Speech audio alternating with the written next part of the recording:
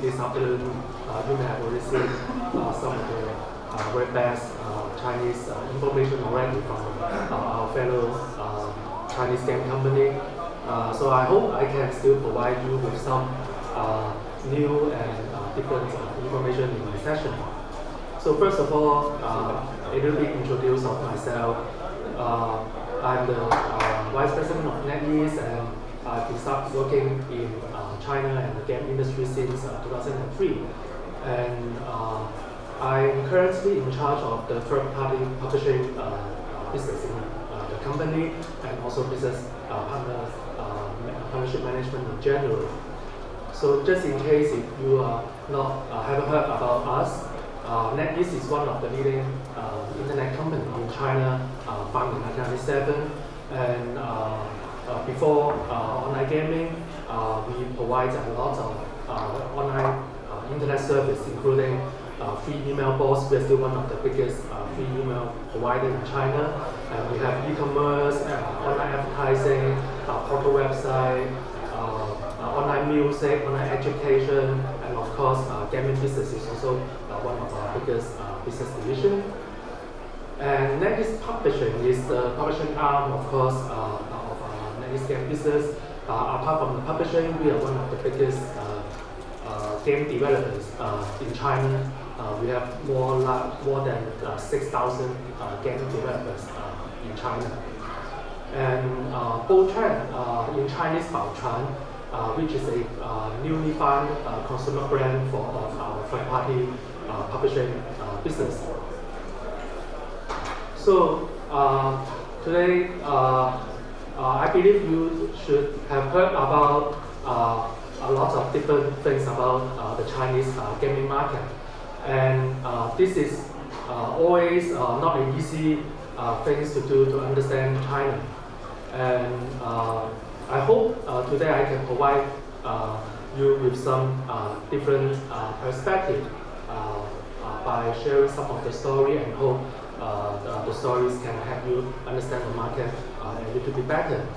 So there's a saying that every single story about China has two sides, and which is very true. Almost all the story about gaming business, about internet, or about anything about China that I can think of do have two different sides. For instance, China is the second biggest economy in the whole world. But at the same time, China is still a developing country. So these two sides of the story seems contradict to each other, but still they are very true and 100% real. So today I'm going to share 5 stories about game market in China, and hope the two sides of this 5 stories can help you understand a bit better. So story 1, I believe you have heard about this line many times. There's huge opportunity in China for gaming business. Of course, it's true. You have seen this chart in the previous session already from Liu Su. The revenue generated by game product in last year in China alone is already over $37 billion. And it's not the first time. I remember it's already 2 to 3 years already. China gaming market become the #1 game market in the whole world, surpassed North America. And in terms of population, we have more than 600 million game consumers. 600 million is sometimes even bigger than some countries in the world. And the one single most successful game in China, which is King of Honor by Tencent, this one single mobile game generated more than $3 billion US revenue in last year. So they all looks amazing, and I believe everyone in this industry won't mind to grab a share in the market. However, there is another side of the story. In 2017, there was over 9,000 games got approved by according to the statistics from the government. It is supposed to be even more in last year, 2018. But as you know, there was some problem with the government restructuring, and the ISBN number approval was suspended for 9 months in last year. So in 2017, over 9,000 games was launched in the market. How does it look like when we compare to like Steam? Steam is a global game platform. In the same year, 2017, there was like 7,000 games, new games launched on Steam. So just in China, in one single market, the number of new games in the same year is even higher than number of new games in the same year on a global platform. So you can imagine it's really, really competitive in the market. In fact, most of the games launched in 2017 among these 9,000 games did not survive and was gone within 12 months or even less. On the other hand, if we look at the gross new games in last year, in 2018, top 10 games out of the top 10, most of them are from local game companies like NetEase and Tencent.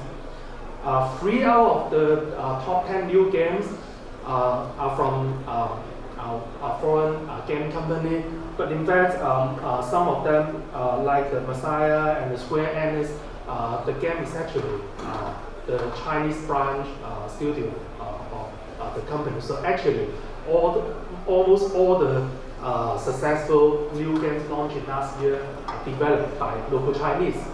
If we look further scroll down in the chart, actually similar ratio, top 20, top 50 new games in last year, the majority are pretty much developed by local company. So yes, there is a huge opportunity in China, but is the opportunity really relevant to everyone in the world, especially non-Chinese game studio? This is a question. So the other story, we have been hearing this quite a lot, especially in recent years. Local publisher is not a must and not really necessary to launch a game business in China. Although the Chinese government explicitly forbidden non-Chinese game company to do business directly in China, the Chinese government require foreign game company to work with a local publisher in China. But it didn't stop Steam to acquire over 30 million local Chinese game players on their global platform. These 30 million players make purchase and play games through Steam, just like everybody else all over the world. And Steam really haven't officially launched in China yet. And for mobile gaming, Apple, the iOS App Store in China, the China iOS App Store has become the #1 revenue generated region among all regions of iOS App Store. And there's also a phenomenal games launched in the past 2 years, the PUBG. PUBG managed to achieve the sales of over 10 million in China through Steam without working with anyone in China. So this 10 million local Chinese players, they just make the purchase through a VPN proxy or something on Steam, and the Chinese government can't even collect tax from the sales of the PUBG in China. So is it true that foreign game companies no longer need a local publisher in China? So there's always a second side, the other side of the story. So we don't know how much longer this kind of tricky channel, like the iOS App Store and the Steam, could be available in China. But it's generally believe that the Chinese government is going to further strengthen the control in many things. In August last year, Apple removed over 25,000 apps from the China App Store, and the company explained that it was mainly because of the request from the government. We don't know how much longer. Currently, it's still very convenient that for a Chinese game company, if they have already made a great game available in other regions, it's almost no barrier to make it also available in China through the iOS App Store. But how long can it last? No one knows. Same apply to other global platforms like Steam. And on the other side, it's not entirely true that local publisher has no value at all, because if you are really serious in the Chinese game market, working with a local publisher can always provide you some additional values. For example, marketing promotion in all those local forum or SNS network, and also media advertising, and a lot of marketing investment that the publisher can always do. And the Android channel in China is very different from the other regions in the world. Google, as well as Google Play, as well as all other Google services, are not available in China. So there are a lot of different Android App Store channel in China that you can only penetrate into those channels by working with a local partner. And also the digital payment is really rare for local Chinese game consumer to use multinational or global credit card. So digital payment like Alipay or WeChat, because they are local Chinese companies, so they work very tight with the government, and they won't take risks for foreign game companies if their games are launching in China through those tricky channels. And another case study to share is that Hearthstone, a great card game developed by Blizzard Entertainment, NetEase is the proud publisher of Hearthstone in China. So in China, the mainland, the Chinese simplified Chinese version is a separate app from the global version on iOS App Store. So the global version launched in 83 countries, but the simplified Chinese version launched in one country, in China only.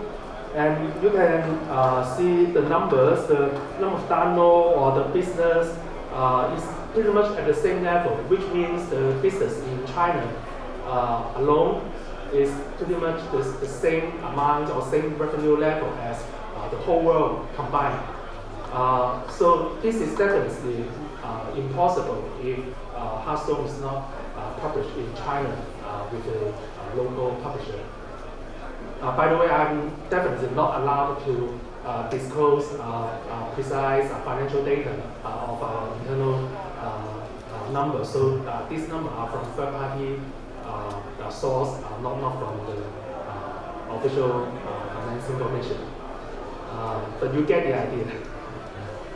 So the next story, people have been saying only free-to-play business model could work in China. So so far it's still not the mainstream of how game studio or game developers make games out of China. Is it true? In a certain extent, it is. Again, this is the top grossing chart in China of 2015. 10 out of the top 10 top grossing apps in China are all free-to-play model. And if you scroll down for top 50 or even top 100 games in China in last year or any year, you will also see the same. Almost 100% of the mobile game doing good in terms of business results free-to-play model. But is it really the case that only free-to-play game work and none of the non-free-to-play game to work in China? It's not. And let me quote you some other examples, like PUBG that I previously mentioned. They sold more than 10 million copies in China at the price of around $15, which is actually a even higher premium price than many other local premium games. And Overwatch, which is also a phenomenal game in 2.5 years ago, and we managed to sell more than 6 million copies in China at an even more premium price of over $30. And it's getting better for even the local game developers. It's not totally the case that even local game developers would develop and make premium games, and they make games that are selling on certain channels like Steam.